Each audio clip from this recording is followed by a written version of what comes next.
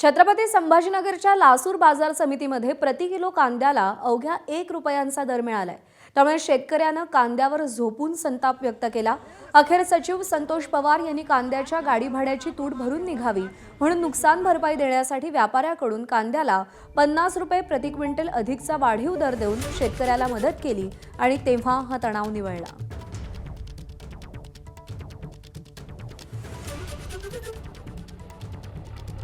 काय भाव गेला आजचा कांदा तुमचा? 180 क्विंटल कांदा बघा। मग तुम्ही हे कांदा का उभारून दिला इथं? तुम्ही कांदा का उभारला? आम्हाला गुजरायला कारण आमच्या कांद्याला भाव नाही।